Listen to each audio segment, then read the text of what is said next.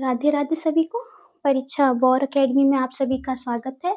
तो हम पढ़ रहे थे अपना एमपी पीआरटी एंड टीजीटी का पाठ्यक्रम। सब्जेक्ट हमारा क्या था? तो म्यूजिक थ्योरी। ठीक है, तो चलिए बढ़ते हैं आज अपने एक न्यू टॉपिक की ओर, जिसका नाम है आलाप। तो ये छोटा सा ही है, आलाप के बारे में थोड़ा सा समझते हैं कि क्या होता है।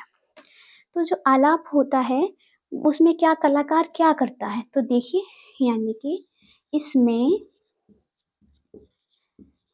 कलाकार अपनी कल्पना द्वारा क्या, तो अपनी कल्पना द्वारा अपनी प्रतिभा अपनी कल्पना द्वारा अपनी प्रतिभा व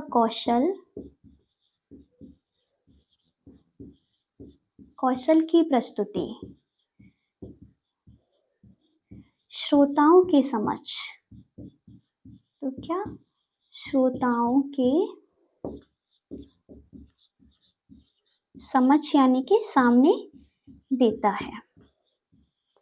और जब कलाकार अपनी कल्पना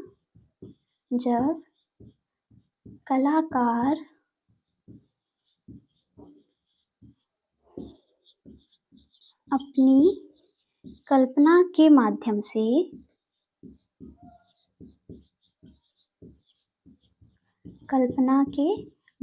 से राग में लगने वाले स्वरों, क्या, तो राग में लगने वाले स्वरों का विस्तार, जो हमारे स्वर होते हैं, तो राग में लगने वाले स्वरों का विस्तार राग की चलन, क्या, तो जो हम राग गाते हैं उसकी चलन के अनुसार करता है।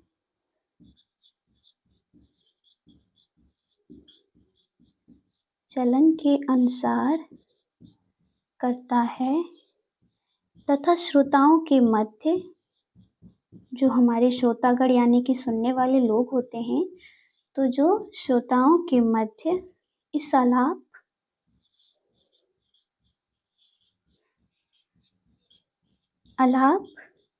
या स्वर विस्तार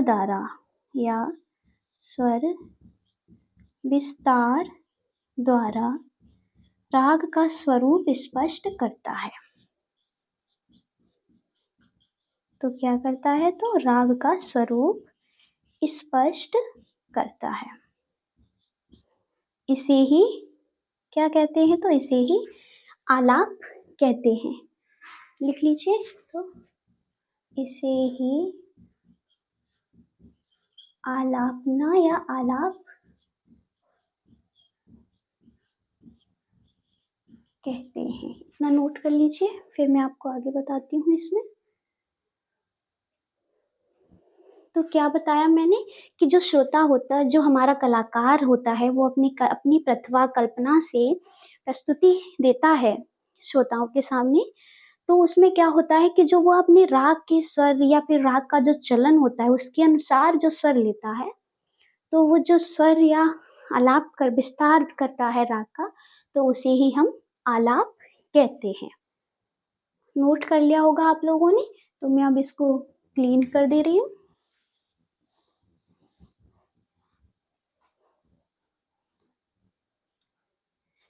तो हमारा क्या है कि राग आलापना में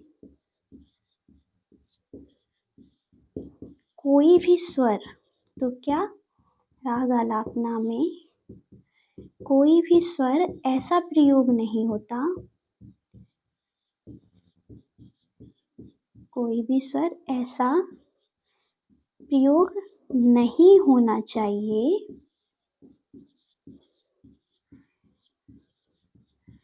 जो राग के स्वरूप, क्या, जो हमारे राग के स्वरूप व उसके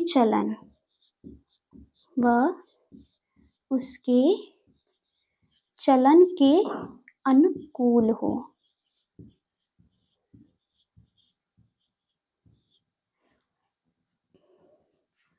चलन के अनुकूल न हो, ठीक है? यानी कि जो हम आलाप लेते हैं, उसमें हम उन्हीं स्वरों का प्रयोग करते हैं, जो हमारे राग में प्रयोग किए जाते हैं।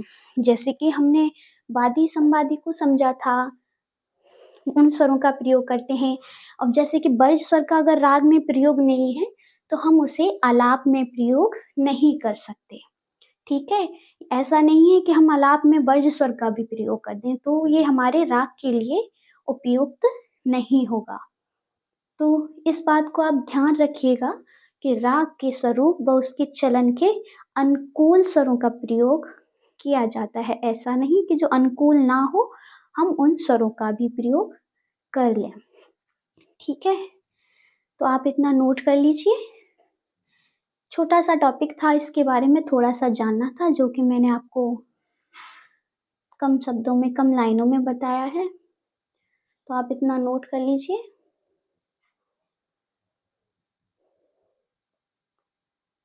तो हमने क्या जाना कि आलाप क्या है, ठीक है? आलाप में किन स्वरों का प्रयोग करना चाहिए?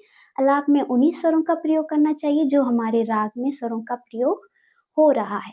तो चलिए, आपको हमारा कंटेंट पसंद आ रहा हो, तो प्लीज़ हमारी क्लास को डेली जॉइन करें, ज़्यादा से ज़्यादा शेयर करें और मिलते हैं अपनी नेक्स्ट क्लास में। राधे राधे सभी को।